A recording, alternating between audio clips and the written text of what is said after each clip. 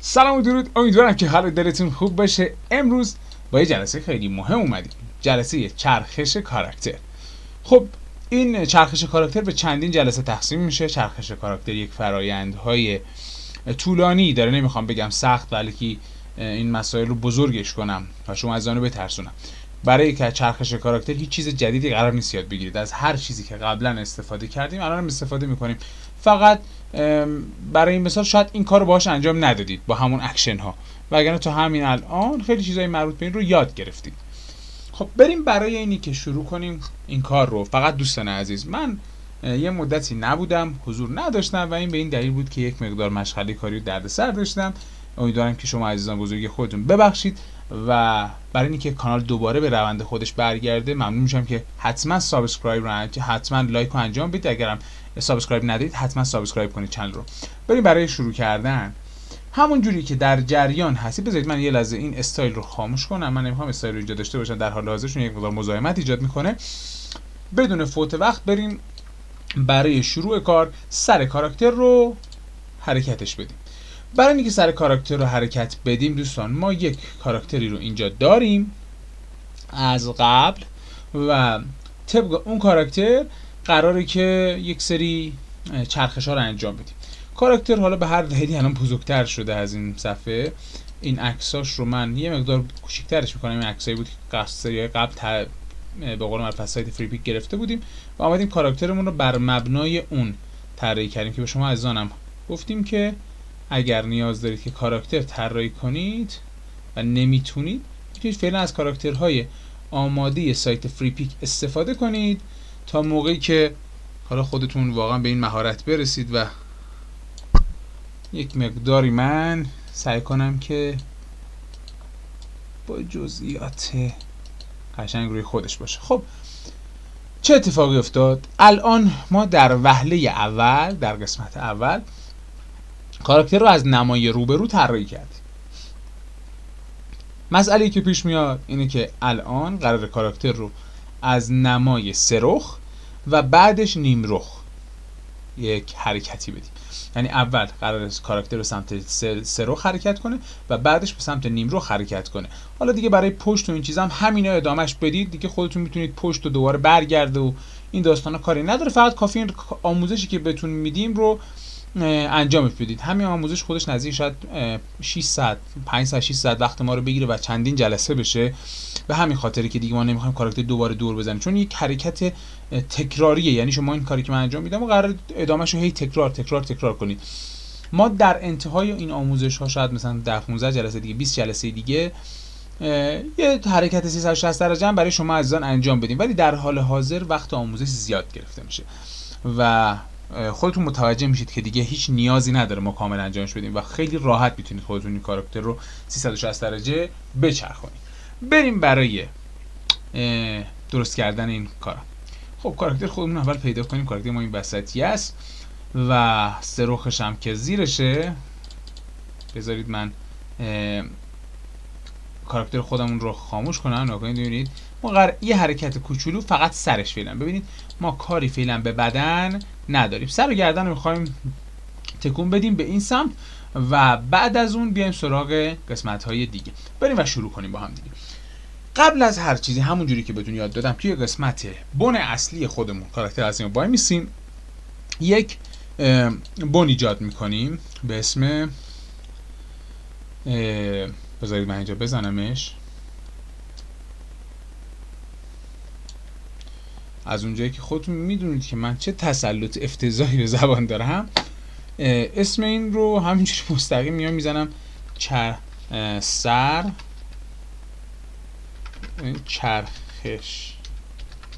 سر راست، به سمت راست حرکت میکنه. شما میتونید بعدن یک بن دیگه ایجاد کنید که به سمت مثلا چپ حرکت کنه. میتونید هر جور دیگه‌ای که بخواید این سر رو تکونش بدید. خب من الان به سمت راست فقط میخوام حرکتش بدم. شما میتونید این کاراکتر رو برعکسش کنید، عکسایی که دارید رو این بار به سمت چپ هم به قول معروف حرکت چطوری بهتون میگم، کاری نداره. بیایم برای اینکه اسم گذاشتیم چرخش سر راست. خب اسم استخونمون انتخاب شد.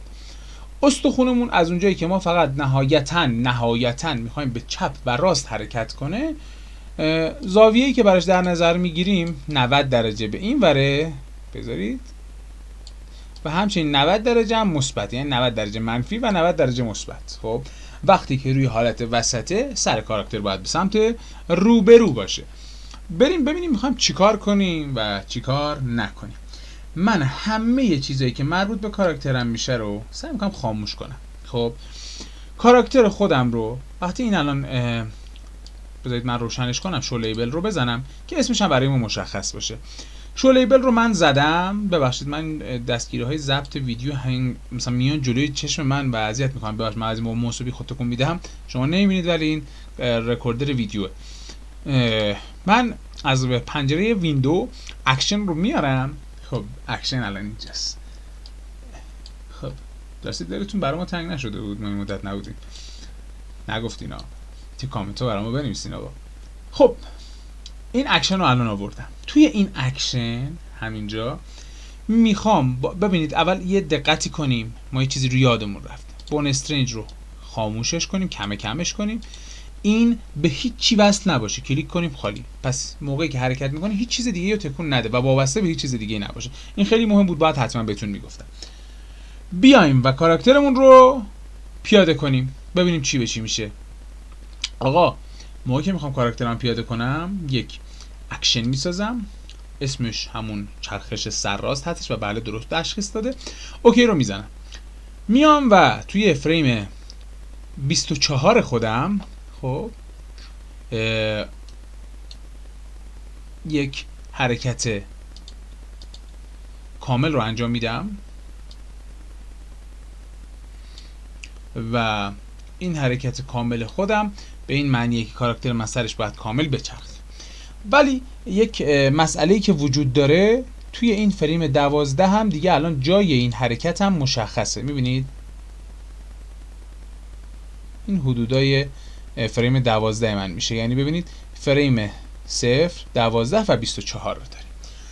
باید چی کار کنیم الان توی این فریم ها؟ خب دوستان من میخوام که توی فریم 0 تا 12 خودم خب یک سری حرکات اتفاق بیفته که کاراکتر من به یک حرکت دیگه تبدیل بشه. چطوری؟ ما اول گفتم وقتی اونجا بودیم باید اون حرکت بون رو انجام بدیم. حالا بیایم هر چیزی که مربوط به سر هستش رو شروع کنیم و به انیمیت کردنش. ببینید دوستان استخوان‌های مربوط به سر تکون نمیخورن، سر جاشن هستن، فرقی نمیکنه. چون الان من کاراکترم رو کلا روشن کنم میبینید جاش تغییر خاصی نمیکنه، همونجاست به همین سادگی. حالا بیاین توی فریم 12 قرار بگیریم و توی فریم 12 ببینید من میخوام هد رو پیدا کنم. هد رو خب نیازی روشنش هم کنم و کمی تغییرات داره توی هد من که من باید این رو انجامش بدم.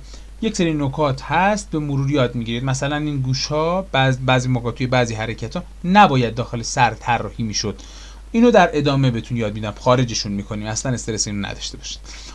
من میام چیکار میکنم؟ میام جاهای اینا رو مرتبشون میکنم کمی. ببینید کمی حرکت کرده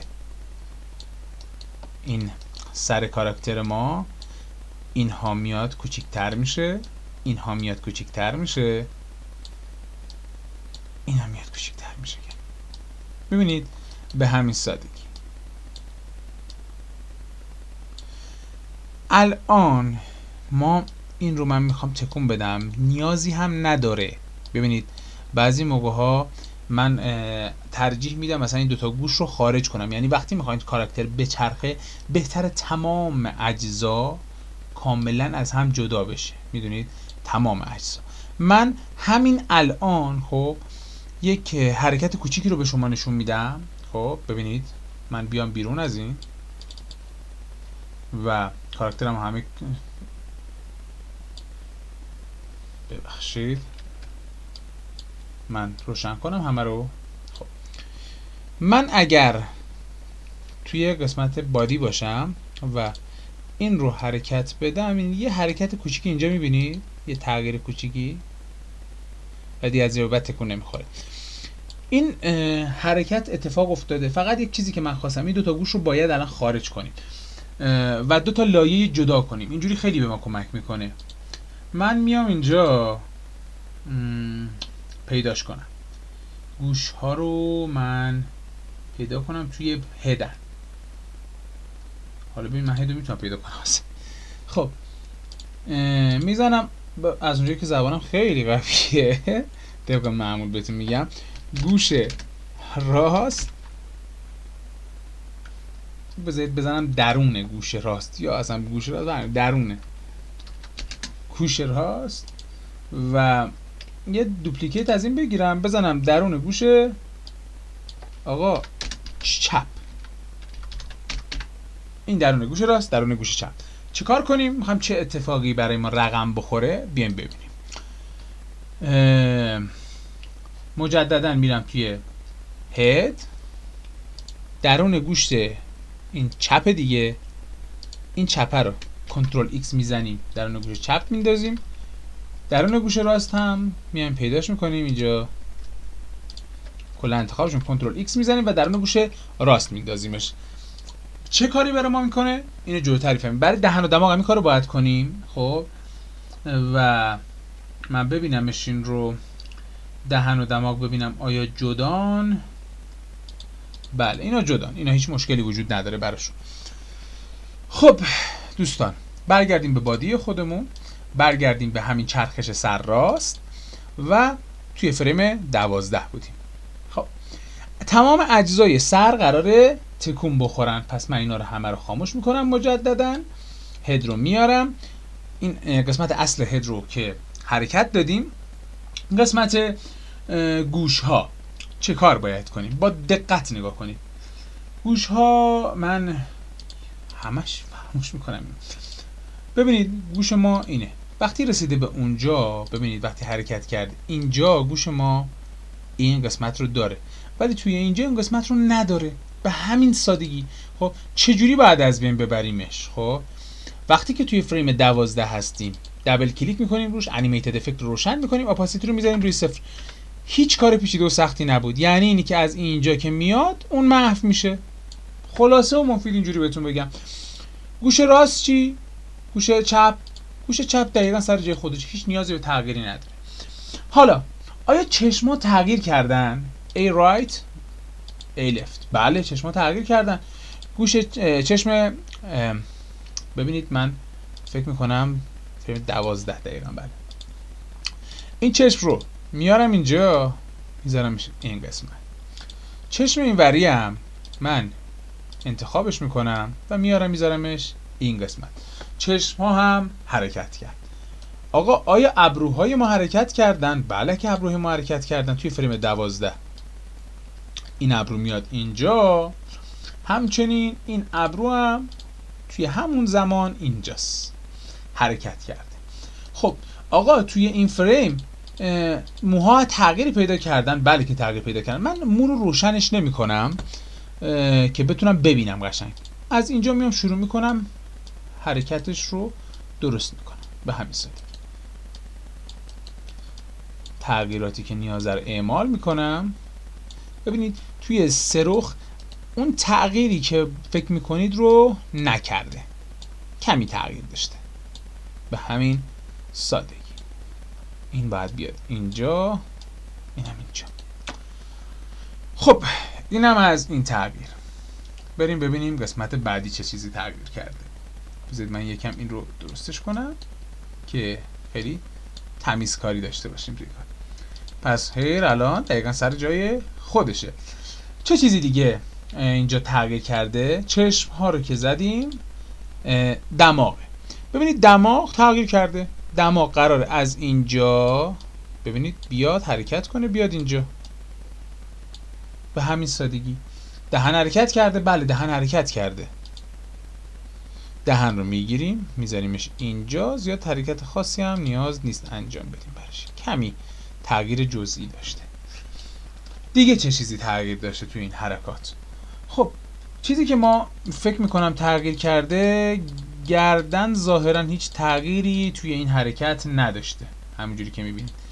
هد هم که درست تغییری نداشته و من فکر میکنم همین تغییراتی که اعمال کردیم کفایت کنه برای حرکت سر توی حالت سرخ. بریم ببینیمش یه بار، چیزی که انجام دادیم رو. آماده اید که ببینیم؟ امیدوارم که مشکلی پیش نیاد. برگردیم توی حالت بادی. ببینید سه باحاله حرکت میکنه، سر ما به سمت راست داره حرکت میکنه. همین حرکت رو دوستان من دیگه الان به سمت چپش رو دیگه نمیام. شما رو به این ور انیمیتش کنید، رو به این ور اکشن رو براش بگیرید، رو به این ور میتونید تکونش بدید، یعنی چه کامل بره رو این ور چه کامل بیاد رو اون ور. یه دور کاملا میتونید بچرخونید با ادامه دادن همین حرکات. خب حالا بریم سراغ ادامه داستان. ما میخوایم توی این جلسه سر رو به صورت کامل به سمت راست بچرخونیم، یعنی سر کاملا نیم رخ بشه. خب قراره اینجا دو تا چشم تا اینجا که تبدیل نشده به یک چشم، خب ولی توی حالت نیم رخ این اتفاق میفته. گردن تغییر نکرده ولی توی حالت نیم رخ میفته. موها کلا تغییر میکنه. بریم با هم دیگه انجامش بدیم. خب من توی چرخش سر راست میرم، مجددا توی فریم 24 قرار میگیرم. دقت کنید توی فریم 24 باشید و توی فریم 24 حالا خب چه کار باید کنیم؟ یه لحظه بذارید من بیام بیرون. توی فریم 24 که میخوام برم، یه لحظه من کاراکترمو باید از اینجا بیارم اینجا و این تغییری که توی نیم رخ اتفاق افتاده رو اینجا لحاظ کنم.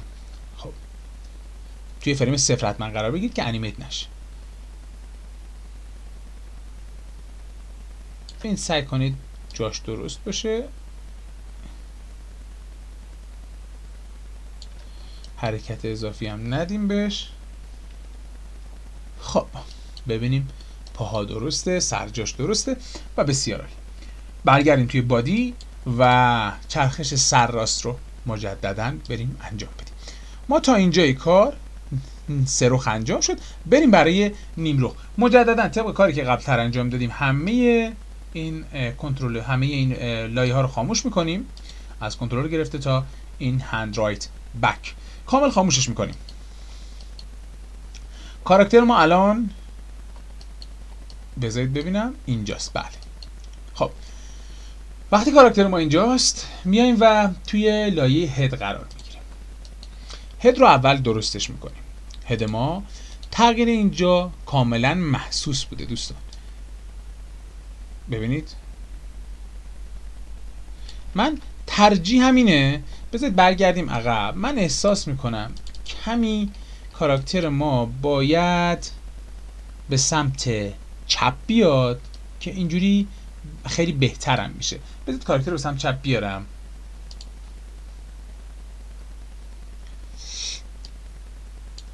بذارید الان ببینم موضوع از چه قراره. حس میکنم اینجوری کمی بهتر شد. بذارید من کاراکتر روشن کنم فقط قسمت هد.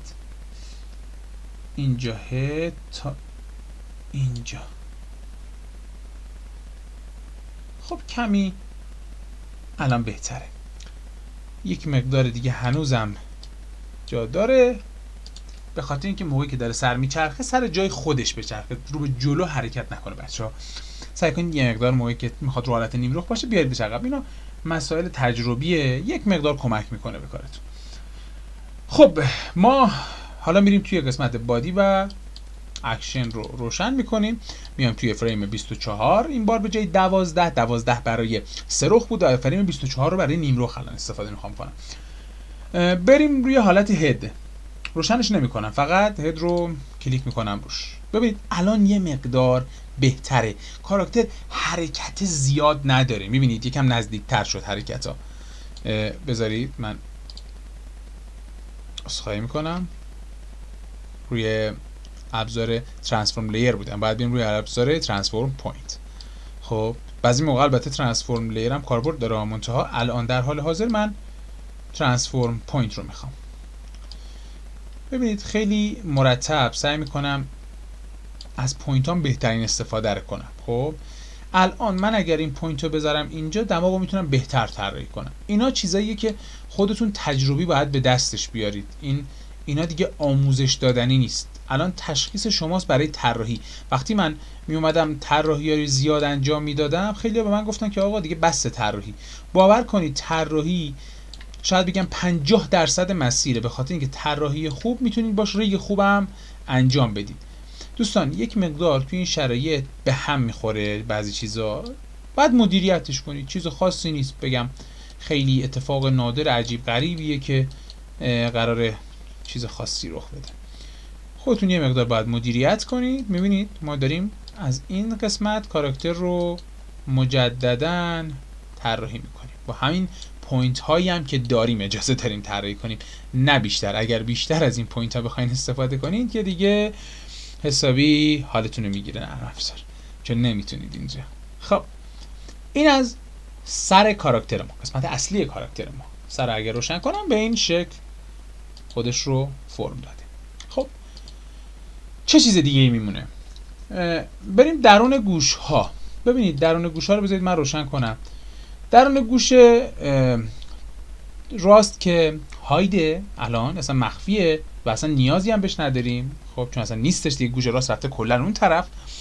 و درون گوش چپ، درون گوش چپ ببینید دوستان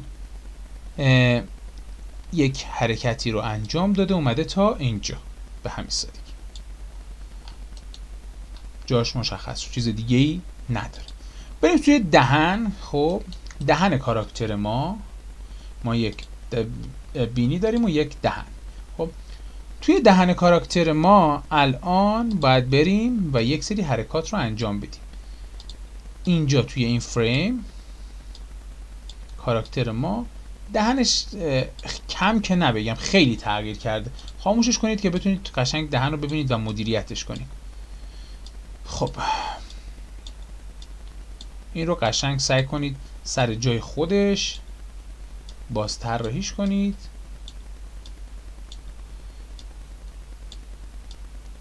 دوستان اگر یه موقع حرکت کردن اینا به هم بریزه اصلا جای نگرانی نیست. اصلا شاید بگم 80% این اتفاق میفته. بعدا شما باید بیایید مدیریت کنید چیزایی که به هم ریخته رو بین اون فریم ها اصلاح کنید و اون مشکلات رو از بین ببرید عزیزان. خب من این دهن رو الان طراحیش کردم. خب و دهنم سر جای خودش قرار گرفت. می‌بینید به همین سادگی. بینی رو روشن کنیم دوستان. بینی خب ببینید دوستان، بینی توی این حالت بینی فقط کمی حرکت کرد، ولی از اینجا به بعد بینی دیگه قرار حضور نداشته باشه. خب اینجا من بینی رو میام توی فریم اینجا میکنم انیمیتد افکتش رو روشن میکنم و خود بینی رو میذارم روی 90%. خب و توی فریم 24 میام و اون رو میکنم 0. به همین سادگی. توی فریم 24 بینی وجود نداره. خب شاید هم زودتر باید بعداً ببینیم اشتباهی پیش میاد یا نه. الان نگاه کنید من ببینم. به نظر من آره اصلا توی فریم یه جورایی 18 شاید این بینی اصلا نیاز به حضورش نباشه. بس من این هایت شدنش رو میارم روی فریم 18. شاید هم زودتر. بذارید اینجا. حالا بعداً اینو مدیریتش میکنیم. بعد توی چرخش کلی کار ببینید. فقط برگردید روی فریم 24 اونجا تایملاینتون نگه ندارید بعداً مشکل ساز شه براتون. نوز رو هم پس از بین بردیم. دهن رو که ساختیم. چشما. خب چشما چه اتفاقی قراره براشون بیفته؟ چشم چپ ما قراره به صورت کامل حرکت کنه و بیاد اینجا. چشم راست ما به صورت کامل قراره حرکت کنه همزمان با این چشم، بیاد اینجاها و توی این حدود. خب توی این حدود قرار محو بشه. پس من میام اینجا مجددا همین کارو میکنم. اپاسیتی رو میذارم روی 0. خب و از اینجا چشم من دیگه محو شه. فقط اینجا شاید من اپاسیتی رو یه مقدار تغییر بدم، بذارم روی مثلا 70% باشه تا اینجا. میبینید 70% هم کم. به نظر من اینجا باید 90% داشته باشه که یکم رنگ و رو داشته باشه. خب این هم توی فریم 24 محو شد. ابروها، دو تا ابرو داریم. ابروی چپ که خب جاش که مشخص، ابروی چپ موقعی که میچرخه ابروی چپ باید بیاد اینجا. ابروی راست همین اتفاق مجددا باید براش تکرار بشه. ابروی راست قراره انیمیتد افکت بشه و 0% بشه و از بین بره. نگاه کنید میاد اینجا. خب تا اینجا همون 90% باقی میمونه. حالا ما این 90% رو شاید حالا بعد اومدیم تغییر دادیم و اینجا میاد دیگه کلا 0 میشه. حالا همه این عددا باید تغییر کنه، من مطمئنم این رو باید تغییر بدیم. این 0 شاید هم بیاد جلوتر. من تایم بیارم جلوتر. هیر ببینید هیر کلا تغییر کرد، اصلا دیگه این مو اون مو نیست. خب چه کار کنیم برای هیر؟ هیر رو چون لایه بالاییه باید بیایم و مرتب طراحیش کنیم. توی فریم 24 هستیم، بسیار عالی. بیایم هیر رو مجدداً باز طراحیش کنیم. خیلی ساده.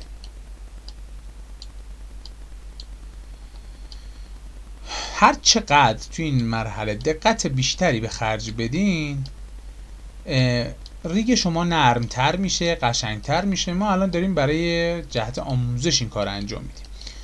اگر شما بیاید و با دقت بالای این کار رو انجام بدید، وقت بذارید، یعنی دوستان ریگ خوب امکان داره 1-2 روز وقت ببره، ریگی که بخواد تمیز باشه توی این کار. ولی ما الان داریم طی مثلا میگم 5-6 ساعت این کار رو انجام میدیم. 5-6 ساعت امکان داره برای یه ریگ خوب بشه 20-30 ساعت، یعنی به اندازه 20 ساعت زمان ببره، ولی یه ریگ خوب تحویل داشته باشه، تحویل بگیرید برای البته چرخشش فقط، وگرنه یه ریگ حرفه‌ای خودش 1 هفته زمانه و واقعا حرفه‌ای برای انیمیشن های حرفه‌ای که دارید میبینید. بعضی از این انیمیشن حرفه‌ای و همیشه آرزوتون همچین چیزی بسازید و بعد بدونید که ریگ حرفه‌ای بعد انجام بشه روش. تمام اصول رو باید رعایت کنید و سرسری نگذرونیدش. من اینجا رو باید بیام مو به مو با دقت بسیار بالا دوستان مرتب اصلاحاتش رو انجام بدم. ببینیم این کجا بوده، این اینجا میتونه باشه. نه، میام من یه تغییراتی انجام میدم. اینو میارم اینجا، شما رو میارم اینجا. پوینت زیاد به اندازه زیاد هم نیست، نگاه کنید پوینت به اندازه دارم. خب تو رو میذارم اینجا، تو رو میذارم اینجا، تو رو میارم اینجا، تو رو میارم اینجا و الان یه حرکتی انجام میدم که ببینیم همه چیز درست میشه یا نه. خب تو که اینجا جات مرتبه، شما هم اینجا، شما هم می پایین تر. یک قوس اینجا دارین، شما این قوس رو توی شما هم باید رعایت کنی، همینجور شما و موهای کاراکتر ما هم به همین سادگی و زیبایی تغییر پیدا کرد. خب کاری به هند نداریم الان، فقط بحث سره. ولی بیایم ببینیم چه اتفاقای دیگه قرار پیش رو باشه. دوستان گردن ما تغییر کرده دیگه.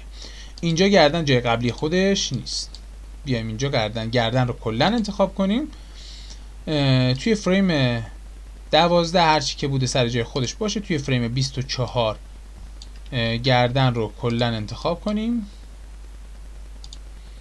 و جاش رو تغییر بدیم.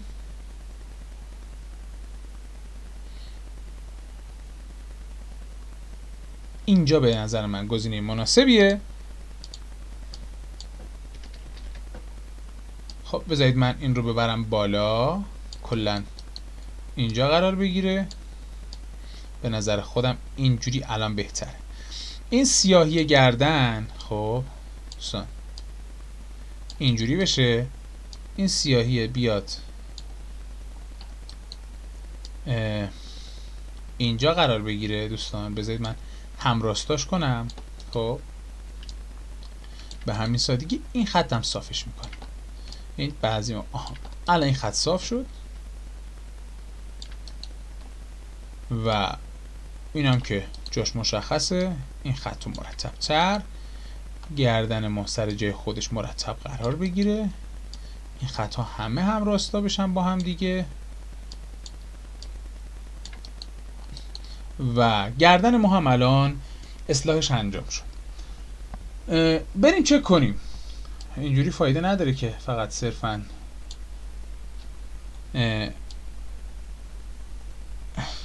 بریم ببینیم چی به چیه. میایم بیرون و توی بادی قرار میگیریم و حرکت میدیم تا اینجا به این شکل میشه. از اینجا به بعد نگاه کنید یه دفعه تغییر میکنه و این به نظر من نیاز به تغییرات داره. خب برای اینکه سر ما درست بشه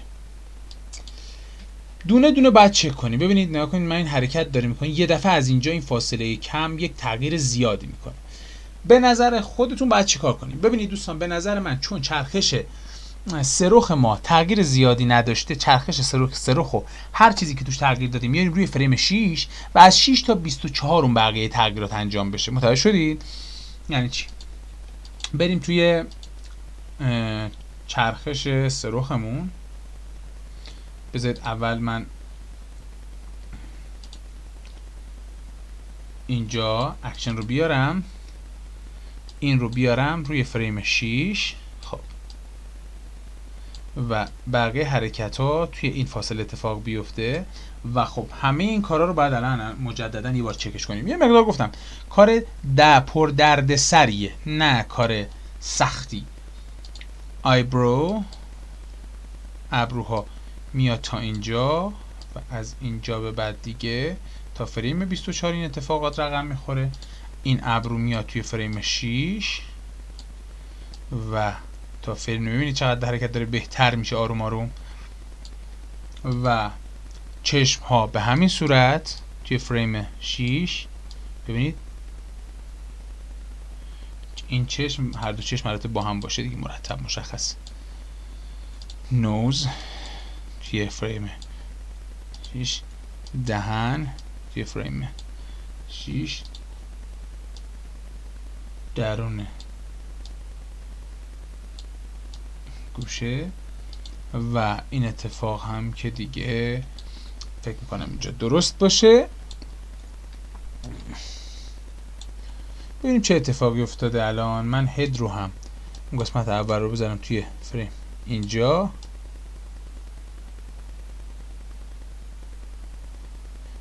اتفاقی که میفته خب دوستان، من باید مو رو بیشتر از همه اصلاح کنم. خب ببینید مو خیلی داره حرکت اضافه میزنه، خیلی زیاد.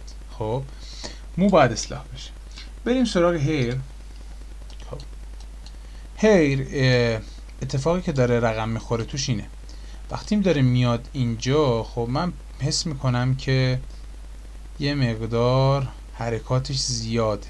خب باید این حرکات به نظر خودم یه مقدار توی فاصله تنظیم تری اتفاقات بذارید.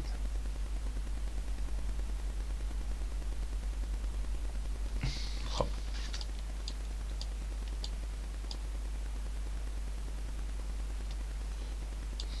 الان ما کاری که میکنیم میایم یه مقدار اینو همونجور بذاریم توی فریم 6 خودش، توی فریم 12 اینجا. خب سعی میکنم یه مقدار حرکت های دیگه اینجا بزنم که این نرم بودن رو حسش رو انتقال بده. خب ببینید اینجا یه دفعه تغییر کنه. خب الان من میام بیرون، یک بار دیگه حرکت سر رو با هم بررسی کنیم.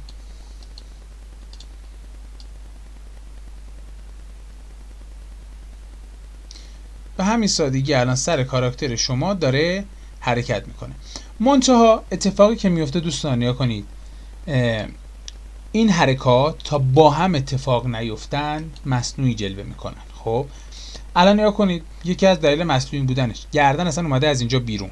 خب گردن کاملا بیرونه، این گردن باید درست بشه. خب و پیشنهاد دیگه ای که من میکنم، الان من میخوام برم توی هیر. خب بذارید من مجددا این رو بیارم، چرخش رو برم توی هیر. من ترجیح همینه که اصلا این اتفاقی که برای هیر افتاد، ببخشید اتفاقی که برای هیر افتاده رو من پاکش کنم کلا، من این رو روشنش کنم و بیام مجددا یکم با حرکات کمتری انجامش بدم. ببینید این بیاد اینجا، این بیاد اینجا، کمی تغییر جزئی تر باشه و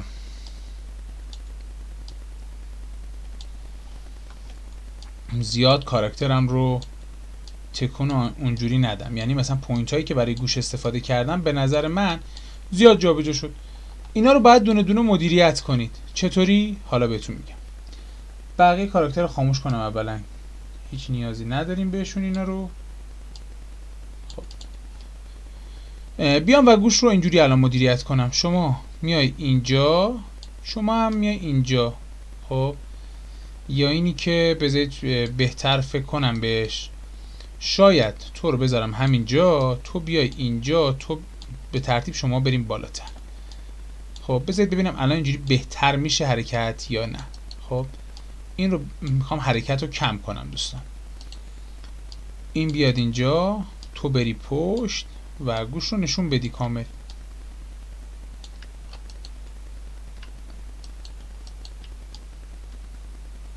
خب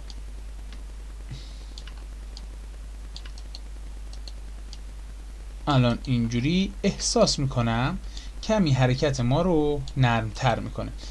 اینی که حرکتتون چقدر نرم باشه، خب اینی که توی طراحی موقعی که کاراکتر طراحی داره میشه، طراح شما این حرکت ها رو نرمتر نکنه. الان مثلا یه دفعه گوش از اینجا تبدیل شده به اینجا و یک مقدار حرکت رو تند و تیز میکنه و خشن. الان بذارید ببینم من چه اتفاقی میفته.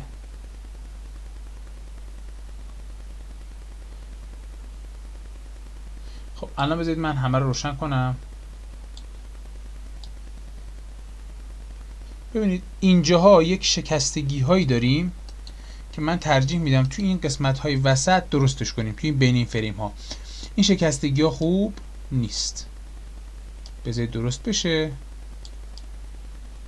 اینجاها حرکاتمون رو اصلاح میکنیم.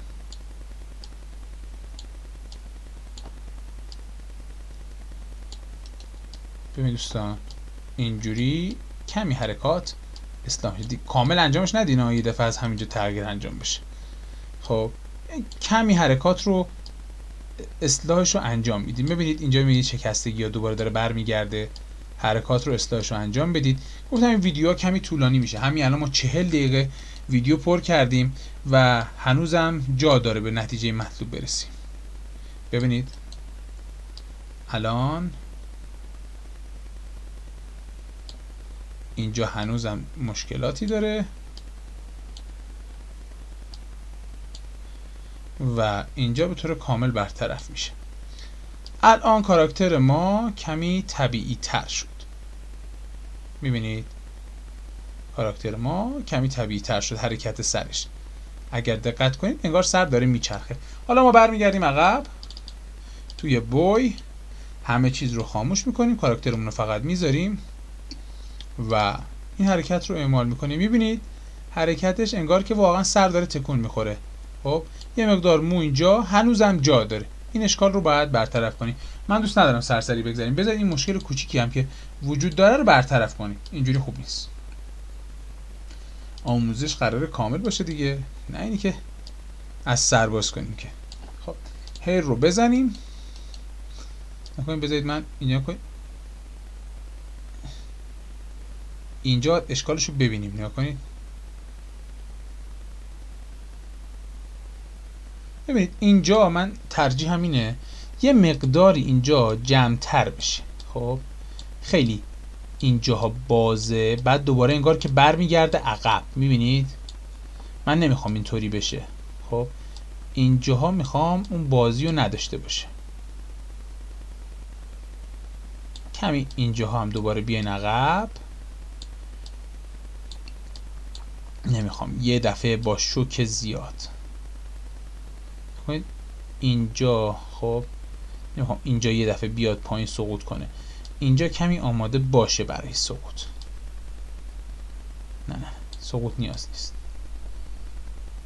مثل این که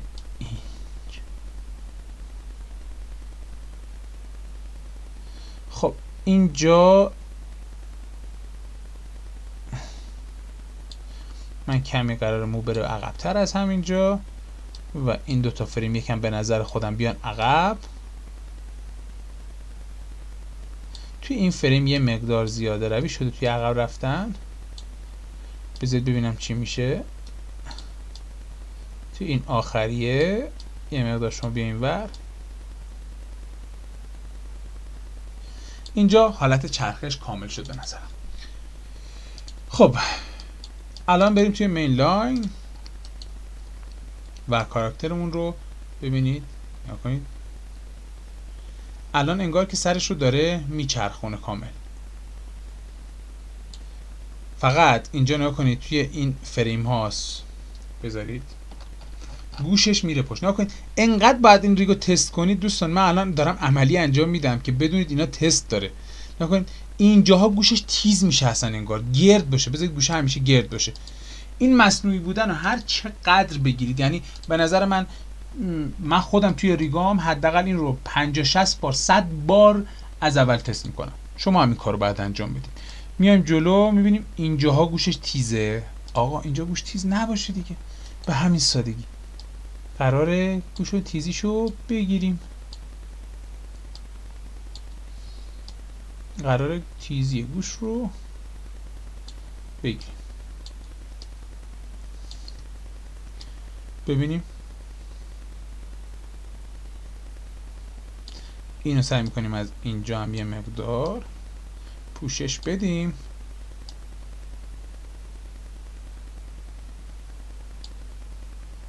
بذارید ببینم این اینجا یه دفعه اضافه میشه اینجا، پس اینجا کمی اصلا آمادش کنیم برای این مسئله. خب اینجا هم کمی از قوسش تو همون فریم، ببخشید توی فریم آخرم کمی از قوسش کم کنیم. نیاز به این همه قوس هم نداره. حالا طراحیش هر چیزی که هست واسه خودش. خب الان من احساس میکنم یه حالت نرمال خوبیه، ولی خب شما وقتی میخواید این کار انجام بدید 60-70 بار دیگه تست کنید و اشکال بگیرید ازش، یعنی اینجوری سرسری ازش نگذرید.